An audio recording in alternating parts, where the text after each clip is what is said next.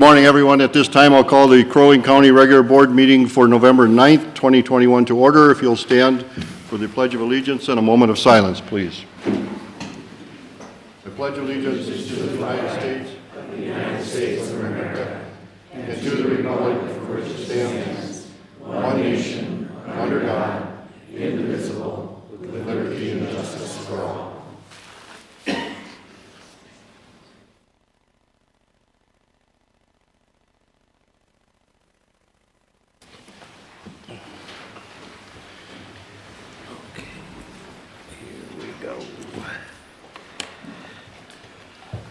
Thank you and good morning. At this time, it's open forum. This is the opportunity for anyone who wishes to speak on any matter not on our published agenda. There's a 3-minute time limit for any speaker. If you've spoken on a previous time, I know some of you are here for the similar issue, I would hope that you would bring something of substance other than what we heard previously.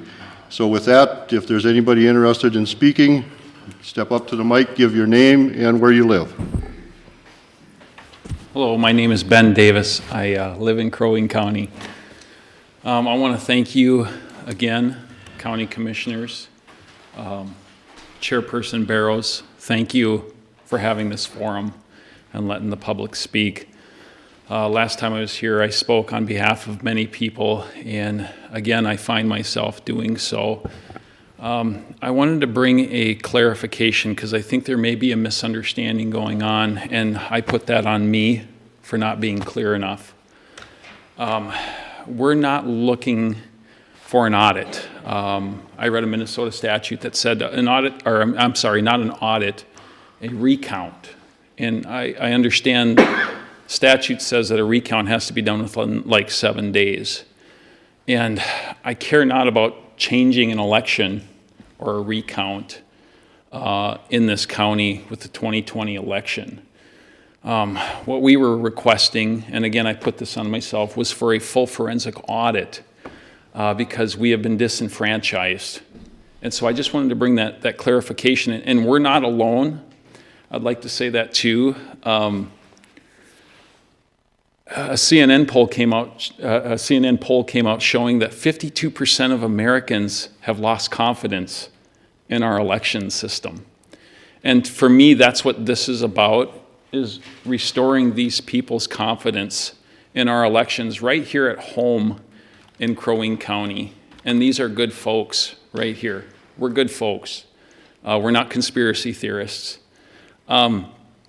We've seen evidence, again, that there's problems with mail-in voting, with the Dominion voting machines, regardless of what model they are, and also whether or not election laws were followed to the T. And that's all we're looking for. Nothing would bless me more than to know than for us to do this full forensic audit and find someone come to me and say, Ben, we found out we're 100% above board. We did a great job with our elections. I would say hallelujah to that. That would be awesome. So thank you for hearing me out again. God bless you folks. Thank you, Mr. Davis. Is there anyone else who would like to speak on any subject that isn't on our printed agenda and has news for us? Okay. My name is Sergeant Ricky K. Felt, and I live in Crow Wing County. I have a question for you, and I'm playing devil's advocate. I'm not blaming you. How did our IP addresses from the Dominion machines get out into 1 billion lines of code? And if I was a county commissioner and if I found out that my IP addresses, and IP address stands for Internet Protocol. Any machine that connects to the internet has to have an internet protocol. It's like a mailing address with a forward and a return address like you put on your mail. And what this does is it allows the machine, and the forensic audits on the Dominion machines have actually found out that they had a hardwire connection plus a Wi-Fi connection. So any way that even if it wasn't hardwired to the internet, it had Wi-Fi capability.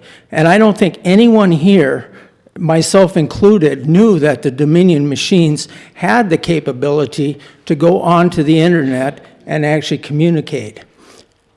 Now, to put 1 billion lines of code that that is being brought forward into the federal court system now on several different lawsuits.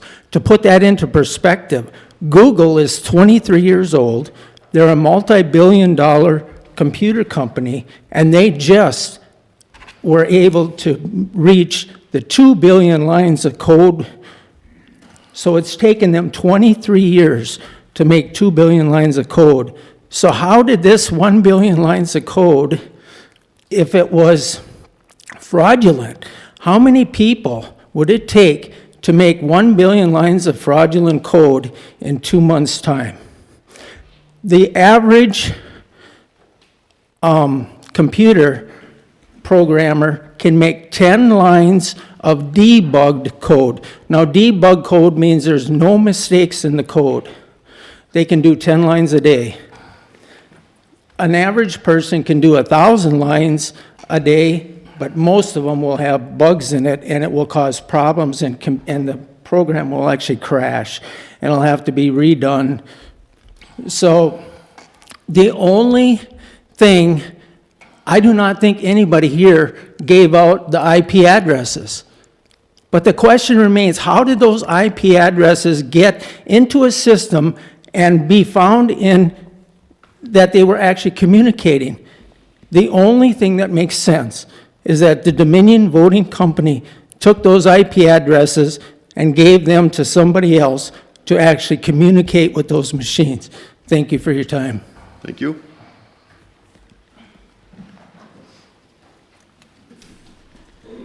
Doug Kern, Crow Wing Township. All of you commissioners, Paul's not here, but Paul got one too. After the election, before the election was certified, I heard that it was the most smooth election we've ever had. It was not smooth. You all received an email from me shortly before it was certified. Election night, there were issues that happened, many issues. But one of the issues that, toward the end of the night, we were right across the hall here, and I was sitting there watching the votes. We got a call that 2 blocks from here, the township there, or the precinct, was going to be bringing in the ballots, and we waited almost 45 minutes for them to come across 2 blocks. There's issues that are there. But the email that I sent you back, if you don't remember the email, I can resend it to you. But it was before it was certified. That full forensic audit is what we're asking for, because there were issues. Thank you. Anyone else? Name and where you live, please.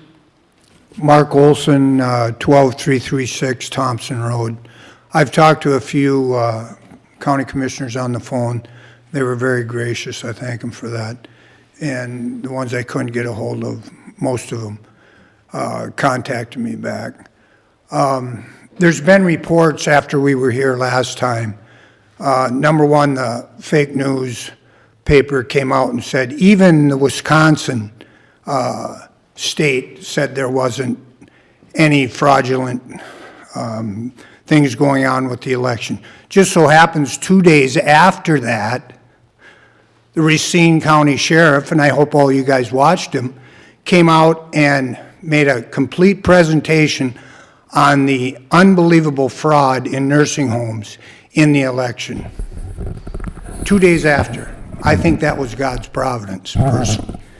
Second of all, people are making statements, county staff, different people are making statements that the machines aren't hooked up to the internet. That's absolutely false. You guys check it out. Just like the last gentleman spoke. We have a problem here in the country with elections. We know that. We're asking you guys as our representatives to find out.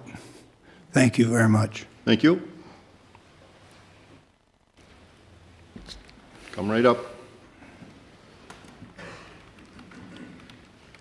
Good morning, Commissioners. My name is Robin Sylvester, and I'm a Crow Wing County resident. A few of you do know that we are volunteering our time to do a foot canvass to help the county and our residents update their voter information. We are out there to talk with citizens about how they can update their information, give them resources on connecting with you all as well. We did start last weekend. We did a small sample, and it saddens me to tell you that nearly 20% of the homes that answered the door actually had anomalies. We'll be working with the appropriate authorities to route those affidavits that we are collecting. I want to give you one example.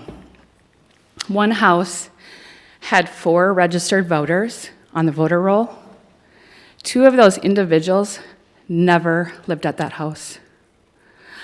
Now, we're waiting for Ms. Erickson to give us process as far as how we can communicate as groups together, because we want the citizens to know we're here to help, as well as looping back with the citizens. So I look forward to you all engaging with us and continue this, this path with us. So thank you. Thank you. Anyone else?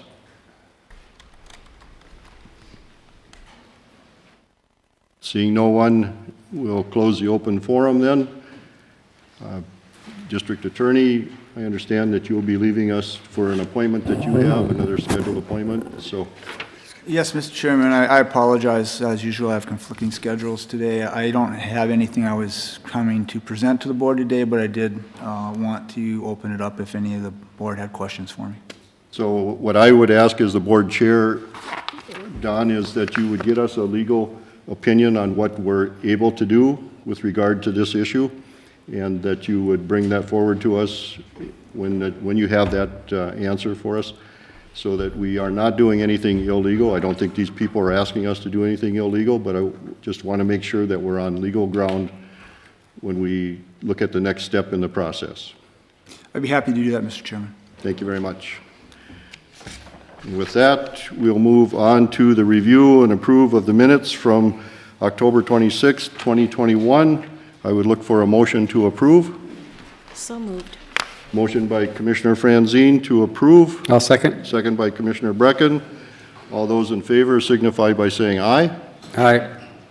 That motion passes. Review and approve the agenda for today. Motion to approve. Motion by Commissioner Franzine. Second. Second by Commissioner Hoag. All in favor signify by, Did you want to add something under additional business or just additional business?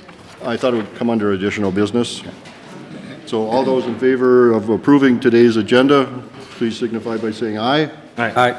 Those not in favor, same sign. That motion passes. We're on to number 5, which is the consent agenda. We look for a motion to approve. So moved. Motion by Commissioner Franzine to approve the consent agenda. I'll second. Second by Commissioner Brecken. All in favor signify by saying aye. Aye. Those not in favor, same sign. That motion passes. We move on to number 6. 6.1 is Community Services, 2022-2023, State of Minnesota County Child Support Program Interagency Cooperative Agreement. Good morning. Good morning, Mr. Chair, Commissioners.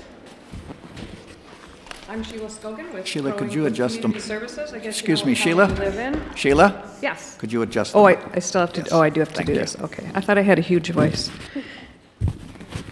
And I have with me Karen Holt. She is a supervisor for our Child Support Division. I don't really like this thing, so I'm going to move this here. And we bring with you today, or before you today, our cooperative agreement. The cooperative agreement is between the Department of Human Services and Crow Wing County. Its purpose is to carry out the responsibilities and operations of the Child Support Office under the Minnesota Statute Section 393.07. This cooperative agreement also includes our county sheriff and our county attorney's office. The responsibilities of the county attorney is to act as our counsel, our legal counsel, and represent us on the bench when we go before the courts on child support matters. And our county sheriff provides service for us, services of court orders and warrants and different types of services for the court. So this agreement has come before you for as long as I can remember. Every couple of years, we bring it and update it. So I'm not sure if there are specific questions. That's why I brought my subject matter expert. But I'll do my best to answer any questions you have. Any questions? Looks like you're going to get off pretty easy today. It's up all night, too. So with that, I would look for a motion to approve entering into an interagency cooperative agreement between Crow Wing County and Minnesota Department of Human Services Child Support Division. So moved. Commissioner Franzine makes the motion to approve. I'll second. Second by Commissioner Brecken. All in favor signify by saying aye. Aye. Aye. Those not in favor, same sign. Congratulations, that Thank motion you. passes. Thank you. Move on to number 7, Land Services, 7.1, Barbell Road Estates Plat, Financial Assurances Release.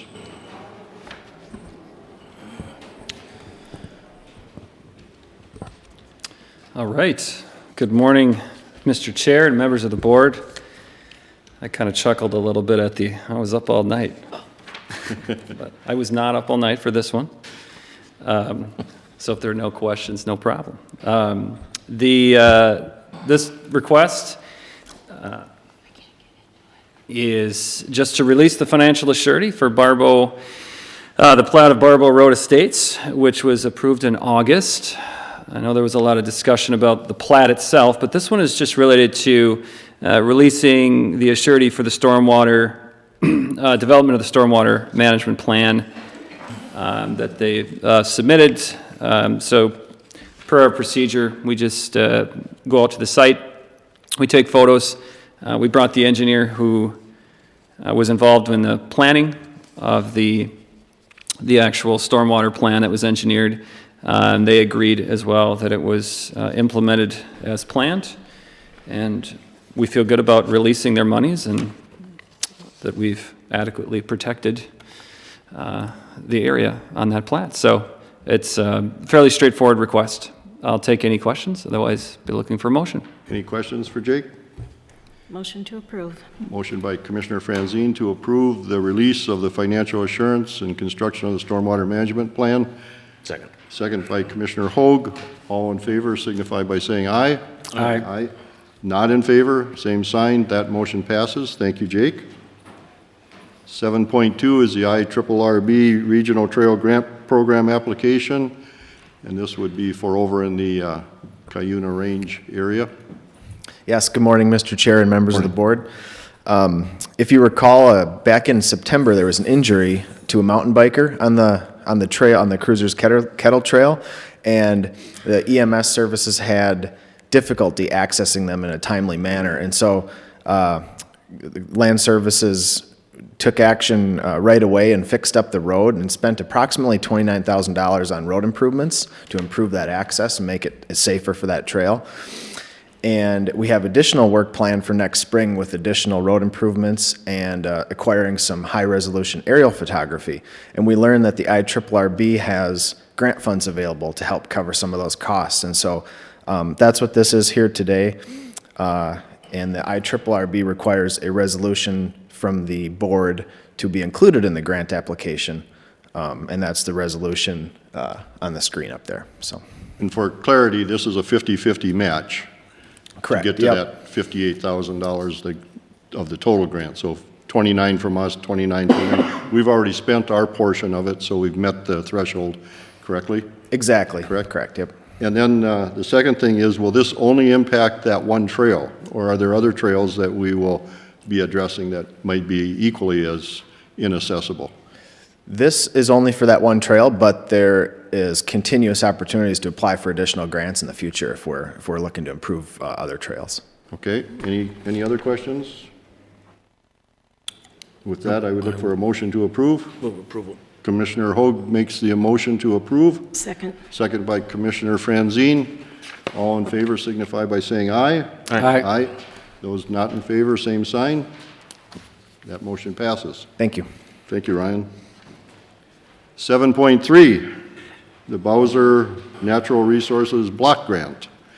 Jake. All right, yep. Mr. Chair, members of the board, each year we receive funding from the state of Minnesota Typically, it's from the Board of Water and Soil Resources and sometimes through MPCA for helping offset the costs of typical administration of various regulatory items that our office does. So that includes administration of the Wetland Conservation Act, our septic system program, our shoreland rules that we have through the state of Minnesota, and sometimes we'll apply for competitive grants as well. This year we applied for upgrades to septic systems for low-income individuals through a grant program. We use Region 5 to help administer that.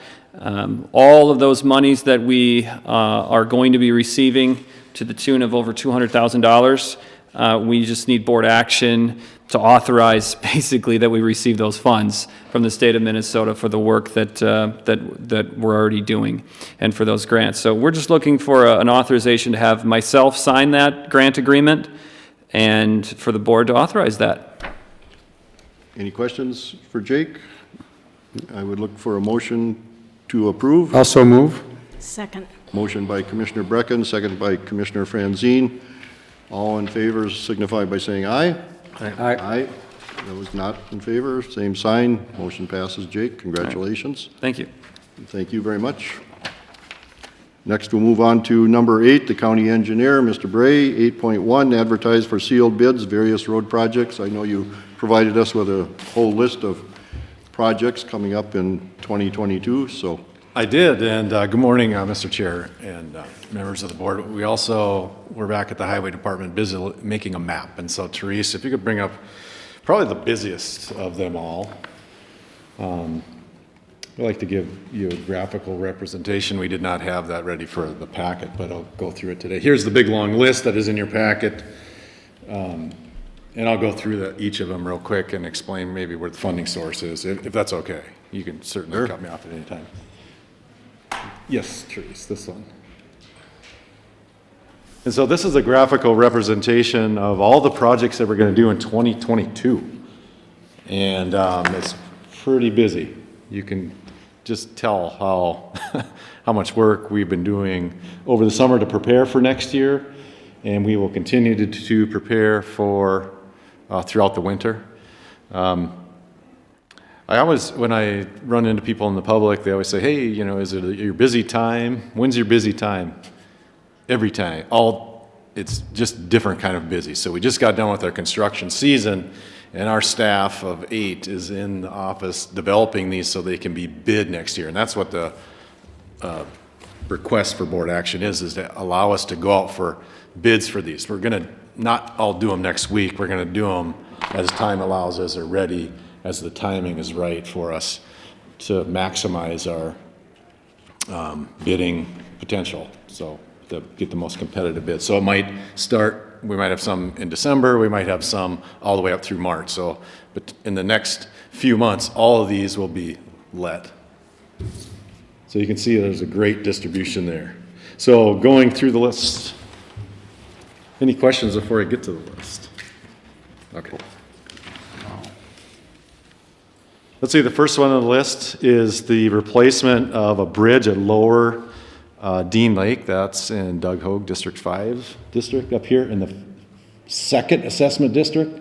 This is actually an old railroad car, tanker car from the early 1900s that was turned into a bridge that we need to replace.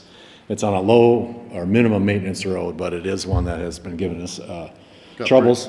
Got pretty good life out of that. We did. It's actually probably a relic that could be used in a display somewhere. So we're going to replace that bridge. We got some state bridge money for that. The next one is the reconditioning Casa 8. That's this road from here all the way from the Morrison County line up to Highway 18. It's actually one of our longer projects we've had in a long time. That's going to be a resurfacing. The next one is the first of a couple roundabouts. This one is in Crosby on Casa 31 and Highway 210. This is kind of a unique project where we've partnered with MnDOT. We're actually putting the roundabout on the state highway system. It is at the junction of our Casa 31, But the money that we were awarded, about $900,000, actually helped where we would install it for them. So Steve Stroshine, one of our senior engineers, has actually designed it and gone through the process with MnDOT. And I want to just stop and say that's unprecedented, that a county employee is doing the design for a roundabout, the full design, and then also actually doing it on the trunk highway system. And so I just want to highlight that. That's a pretty unique thing. That's and a I'm proud compliment to the staff, that Absolutely. they would have that kind of confidence in. Absolutely. It's pretty amazing. So he's actually going to a public meeting in the next day or two. I think it's tonight, to meet with the residents out there. And he'll be up in front of it. As a matter of fact, MnDOT is so confident in him that they won't even be there. He's the gentleman that came to the township officers meeting. Correct. He did a nice job there also, Yes. just to acknowledge that. He is a fantastic employee and a heck of an asset for this county. So that's the first of 2 roundabouts next year. Let's see, we might be letting, let me back up. We may be letting them next year, but we might build them at a later date. So this one might actually, we're going to be letting it probably late next year. And so the construction is not scheduled next year. Okay. Sorry about that. Also, deck replacement. Here's another one down on 45. We're going to do some work on this bridge to replace this. It's failing. That's in the southern part of the county. And then here is a roundabout that we will be doing, actually construction next year, at the intersection of Beaver Dam Road and Wise Road. So Casa 5 and Casa 49. And that one actually is also being designed in-house by our staff, with Steve at the lead. So another great accomplishment. The next one is a series of left turn lanes. This actually is federal highway safety improvement money. This actually comes from the federal transportation bill and we get a fair amount of highway safety improvement dollars here in Crow Wing County because of our traffic volumes. If you recall, I think we've dropped off, thankfully. We're not in the 13 most deadliest counties in Minnesota anymore. But when we were, and even though we're still up there, those volumes and those kind of things actually can bring a lot of money to Crow Wing County. So it's a bad to be in that top 13, but we are given some federal dollars to take care of that. And what we're going to do is some left turn lanes at various locations here. They're listed. Let's see. They're on 127 and 3 south, actually north of Merrifield. Going up the corridor, 118 and 3, we'll be doing a left turn lane to protect those turning into those higher volume roads. One at 18 and 4, if I have that right. And up here in Ideal Township, I think we're also doing one. So this is some federal dollars that came in to help us do those. Left turn lanes. Oh, another big one is at Executive Acres. So that is one of our very busiest portions of 3. And Executive Acres has, a lot of homes down there, but on the other side, it's also very high volume. So we're working to get that in the ground next year as a big safety improvement. Another federal program, or federal money we got was for rumble strips, centerline rumble strips. These have been proven an effective safety tactic to prevent or help prevent across the center line crashes, which are the most severe, head-ons.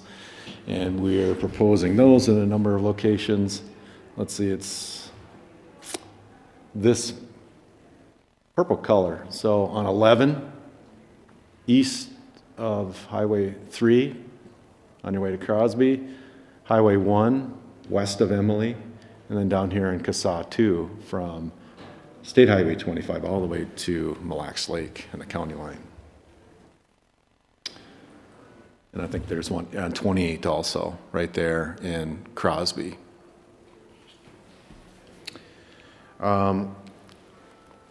Let's see, continuing on with our project that we started this year and putting pipes in the ground on Highway 113 down in the southern part down of Crow Wing County down here by Pine Center. We're going to actually pave that next year. So we did the pipe project this year. We just wrapped it up a week or two ago, and we're going to pave it next year. So that's on the list. And then we're down to, now we're to 115. And so this is one of those projects that we're planning to have a bid letting late next year, but the construction will not start until the following year. The reason why we need to let the project and let the contractor have it is because utilities need to be moved, and we need to have some of that preliminary work, maybe some tree clearing and some of those things, so it's very strategic. And although it does show the whole entire part of 115, the construction is still on track for 2023 for the southern part and 2024 on the north part. We are letting it as one project, so our design team has been doing the whole 5 miles. And we're gonna let the project next year.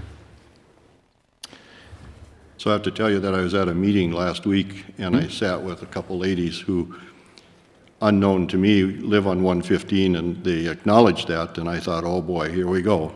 But they were very complimentary of what's happening out there and the staff, how they're conducting themselves and trying to work through each property owner's concerns and trying to maintain that canopy that has been there for many, many years as much as possible, realizing that it won't be 100%, won't be the same as it was, but your team has done a great job out there. Yeah, well, I appreciate that. I mean, couldn't do it without our partners, so with our consulting team and all of you who are really helping spread the word and actually meeting with some of the residents out there in some cases. And so we're, if you recall, we, over the last, I think the last board meeting, you approved the Plats, and so we're preparing to make those right-of-way offers and get into that negotiation. So we can build the project on time. And so I feel we're on track with that. Let's see, I'll just kind of speed it up through here. Just there's other mill and overlays and other things and seal coats. The seal coats are the ones in green. This is the one, if you're a rollerblader, you hate them. It's with the really coarse aggregate on it, and it does a good job of extending the life of our investment. We usually do those shortly after we pave, within 2 or 3 years to get a few more years out on the back end, on the very end. So, and then the other ones are just are overlays and things like that. Maybe not as noteworthy. Therese, can you go to the FAD map? I just want to quickly go through the first assessment district. There's a few there that we're asking to get permission to let those to. These are the roadways that we are going to overlay and seal coat.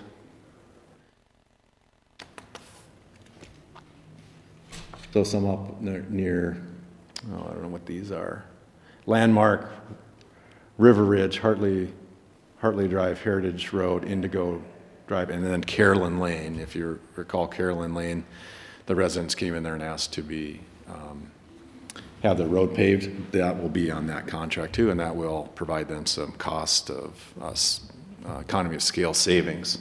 If they did it by themselves, it would be, the assessment would be much greater, we believe. So that's a good benefit to them. And then seal coating, just like I mentioned, we're protecting our investment there on Gould, Gray, Bernard, and Johnson roads.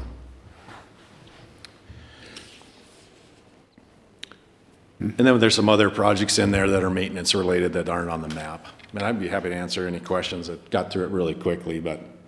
Any questions for Tim? And I'll provide this map to you. It was not in your packet, but I'll make sure that you have it so that you can reference it throughout the year as you talk to your constituents. Okay. Mr. Chair, Tim, you guys do such a good job in regards to letting these bids out, but when you let the bids out for, let's say 115 next fall, I'm assuming, and then construction the year after, is there much change in costs for the bidder? That's a good question, Commissioner Brecken. You can bid things too early, so there's been a lot of inflation over the last 18 months or so, and so you want to be careful about not getting too far out in front of it. There are provisions in these contracts for fuel escalation clauses, for example. So they bid it when gas is $2 a gallon, and by the time the project is built or at the end, it's $4 a gallon. There are some provisions in the contract that protect the contractor from those things. And there are also some even material escalation clauses too. So you don't want to bid it too early. You obviously don't want to bid it too late, because you can have the contractors just maybe their year is full and they're just putting it in at a really high number. What kind of challenge will Wise Road and Beaver Dam be for a roundabout? It will be a challenge. I don't know that we've completely figured out how which detour is best and how we can minimize that. When it drops off somewhere, really you come up over and then you're, going down into that other side, so.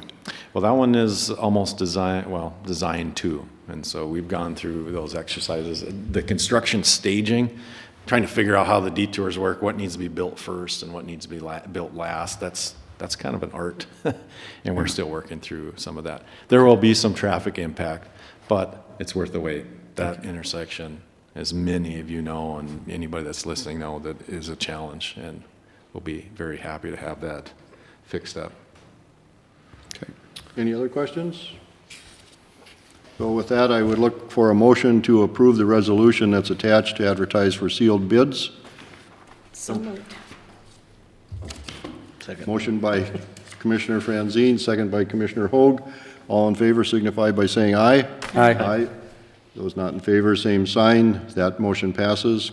Congratulations. Now your staff can be overworked for another year. Oh, they're busy, super busy. Thank you. County Sheriff. Did your little pet want to speak? I heard him shaking over there. He's kind of nervous maybe about getting in front of a mic, but. I'm worried that my voice is not going to hold up. Mr. Chair, Commissioners, good morning. Just a short update. We were able to, I should say fortunate enough, to host the all-township meeting this last week. Some of you were in attendance. It was somewhat well-attended. I think we counted 42 in the room, and in other times we've had up to 60, but with COVID and the state that we're still in, et cetera, I think some people opted to stay out, but it was a very well received meeting, and I learned a few things and got a chance. It was good to see everyone again, which is the biggest thing from the townships, because a lot of them have been doing remote meetings, et cetera. And then also we have the, kind of my old stomping grounds, Jenkins Township, Timothy and Gale Lake. Some of them don't even have a town hall, so it was fun to see some of those commissioners. Any questions? And I would just like to point out, one gentleman in the audience in the blue shirt might have been missed during open forum. He had something that he had contacted me on a while ago, and speaking before the meeting here, it was just an item he wanted to bring to your attention too. But with that, any questions, I'd gladly try to answer. And we will be getting to his issue, Okay, I all believe, right, here just want to make shortly. sure that wasn't missed. But thank you for hosting that meeting the other night. That was a good meeting, and like you said, I think the attendance was down somewhat, but it is always interesting for me, because I don't have any townships, to go there and hear what they have to say about the struggles they have and challenges. So I enjoy going to it. Yeah. And I didn't make anybody sick, I think, from the coffee. I'm not a coffee expert, but I did learn how to make coffee, so. Did you make the coffee? Yes, part of my. it. Okay. The pot that you didn't drink, yeah. Well, thank you very much for hosting it. You did a nice job. We'll talk, Commissioner Brecken and I talked about the maze to get down to that room. That's the hardest part. We do market, and we did not issue out the passes, and we can issue out the temporary passes so they can get through the doors, but we decided it was easier with that large of a crowd just to prop the doors and try to put the signage up. We love using it, we love hosting, but that's still one of the nightmares as you get down there, and it does become somewhat confusing, yeah. And I heard great comments about the tours that you were giving too, for people that wanted to see more than just that room. So again, thank you very much. You bet. And with that, we'll move on to County Administrator. Mr. Chair, members of the board, there was not a senior management team meeting yesterday for lack of agenda items, but I did, through email, conduct some business with them that I will put forward for your consideration. The first one is the delegates to the Association of Minnesota Counties annual conference. It's coming up Typically, the 5 county commissioners are 5 of our 8 delegates. Typically, I have been one of the alternate delegates, and we have rotated through the SMT, whether the other 2 remaining slots, just to give folks an opportunity to be exposed to what goes on at AMC. There was no interest in rotating the committee assignment, and so Debbie and Kara have both offered to continue to serve as the alternate delegates.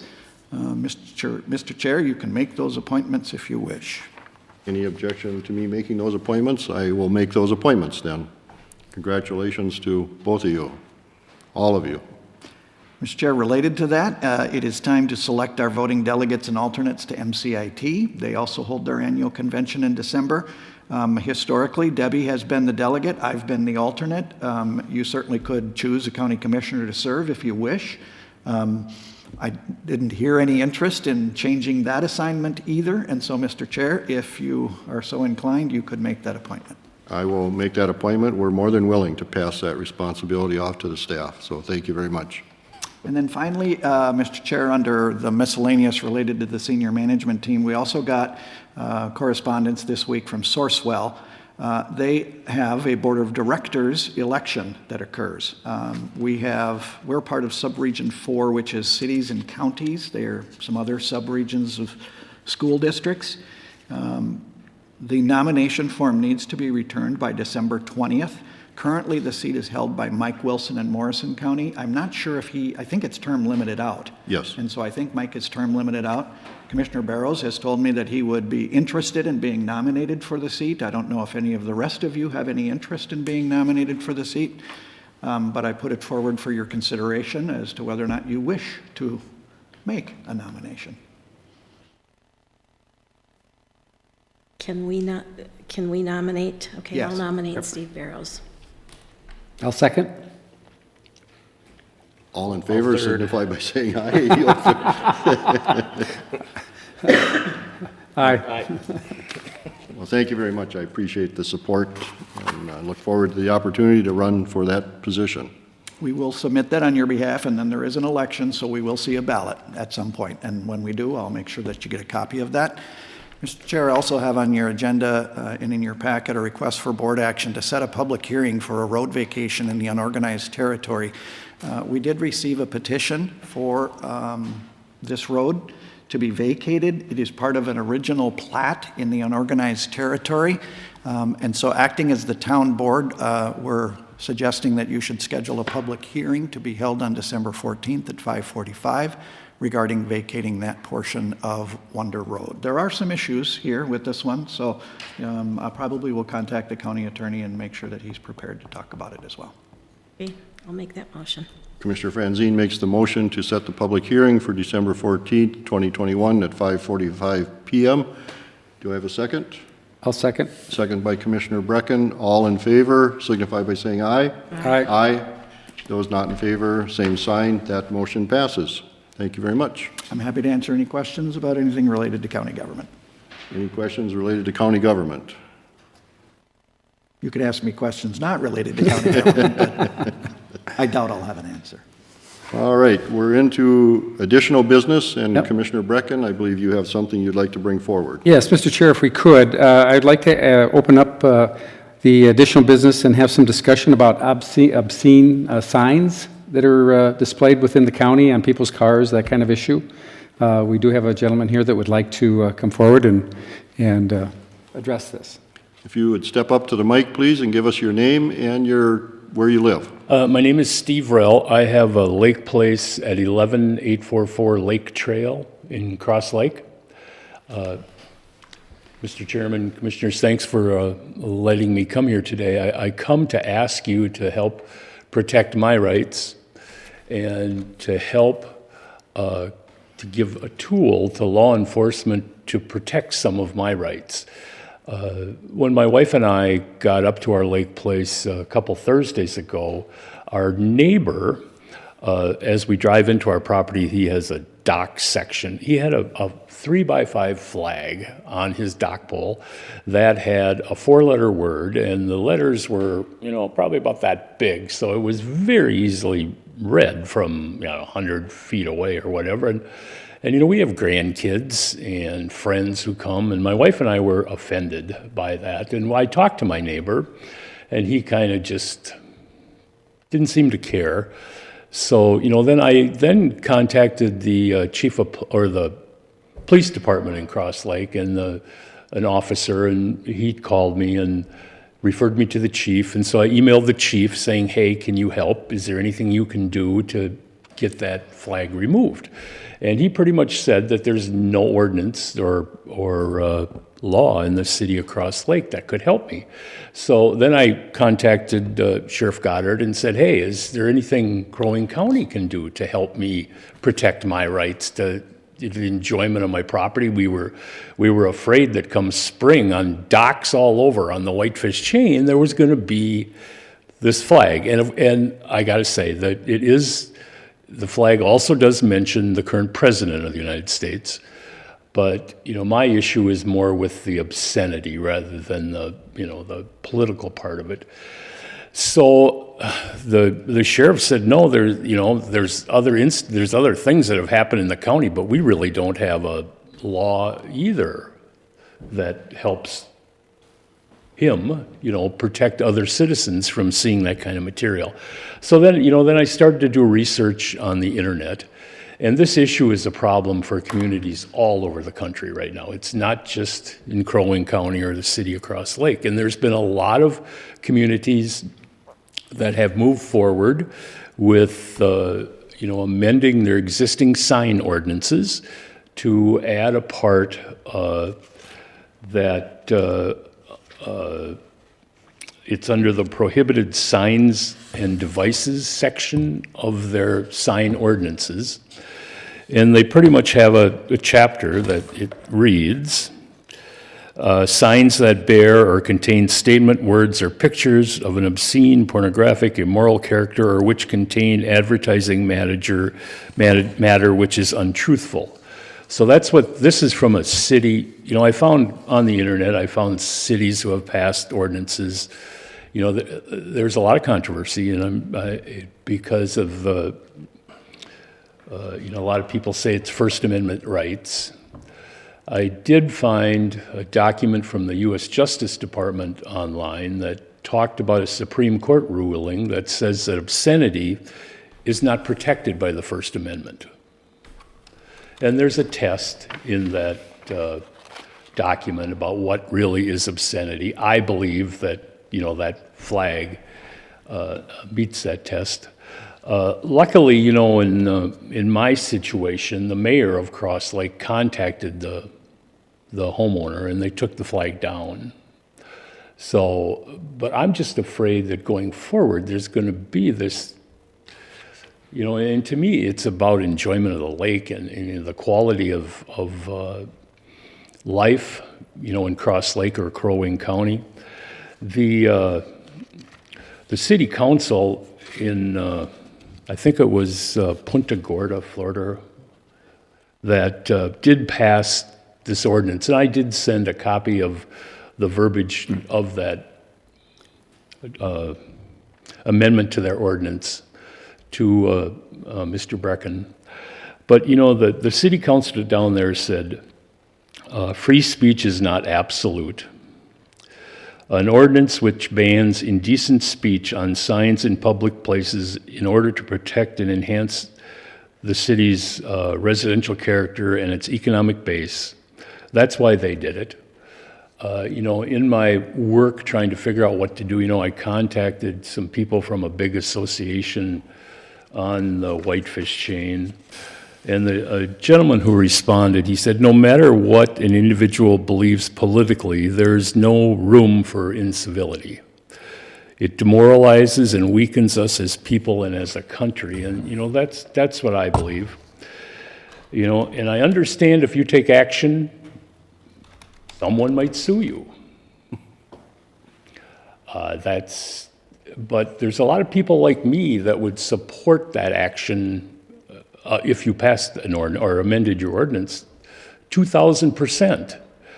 So, and I can understand why there hasn't been an ordinance like that in the Crow Wing County laws or whatever, because whoever thought we would be at this point where someone would think that's even okay? You know, it's just, we're at a strange spot. So I'm hoping that you can do some research and explore what exposure you might have, and maybe adopt, something similar to that in the prohibited signs part of the existing sign ordinance. And people like me could get some relief and not have to worry about being on our boat, in the summertime and driving by a chain and trying to have to explain to our grandkids, what does that mean, Papa? I mean, so that's why I'm here today. I don't know if the sheriff would would enforce that. I know that you already have as part of your sign ordinance, there's a part about political signs, and they're not supposed to be up like 100 days before an election, and then they're supposed to be taken down 10 days after. I did find the state of Minnesota has a statute that it's 173.15, prohibited advertising devices.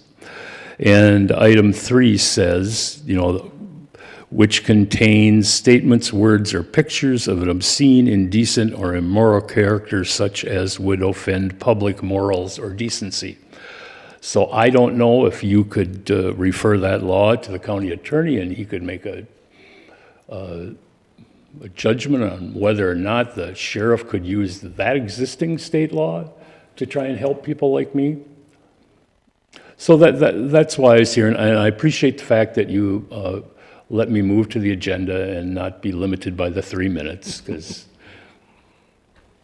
So thank you for that. So I'm here to ask you to try and amend that ordinance. And I know it's a very difficult situation. So because of all the, I have rights, and I guess and other people have rights to do whatever they want, do what they want. So. Well, I appreciate you bringing that forward. I think it's an important issue. I think it's one that our society has to address. It's just going to get worse if we don't. Sheriff, you would like to speak to this? Just to add a couple 2 cents. I truly agree with the lack of civility, and we see it not only on the aspect that you're speaking of, but one that was brought to our attention this summer, and I got numerous calls on it. Was a vehicle that was in one of our northern cities, parked on Main Street for numerous days, that had "Kill Cops" in big letters across the back of it. I would not support an ordinance that is going to be something that our office, the sheriff's office, would be involved with. But I applaud you for bringing this issue to our attention, and my hope is that we can maybe just get people that are. Maybe it will cause people to pause and think about your example. And I think that's a perfect example, is how do you explain this to a young grandchild or to a young son or daughter? When we're talking about, we want people to be civil and to be nice to your neighbor. And, can we all get along and use an approach that would, be acceptable by all? And in a lot of aspects in our society, it seems like that's what we're pushing for. But yet we've got, the fringes that pop up. And I think this is one of the fringes that pop up that I don't know. I guess my thought is I don't see it as being an ordinance that would be easy to enforce or that I would want to enforce. But I'm hoping this conversation can move forward with just a common sense approach. And I'm thrilled to hear that the mayor had some ability to reach out and make contact and get at least your neighborhood addressed with. Thank you. So quick question for you. You reside in the city limits of Cross Lake? I'm not a full-time resident, but my lake place is at 11844 Lake Trail, which is in the city of Cross Lake, yes. Okay. And I'm just wondering, what's the relationship if the city of Cross Lake passed an ordinance Do we enforce that as a sheriff's department? No, as an office, no. And when you're dealing with scenarios, it becomes a little bit more cumbersome on jurisdictional water versus land. Historically, we have dock ordinance that we've adopted for the county to deal with dock problems. So kind of the water line out, or high water mark out is a responsibility of the sheriff's office in each county by statute, not just by local decision or county decision. And it's not just on the lakes, it's on our roads, it's everywhere that you go, that you can run into it. But we historically, I'll let Don answer. I think Mr. Ryan will be the correct one to answer, but historically, ordinance issues do not come through the sheriff's office for city or townships. Okay.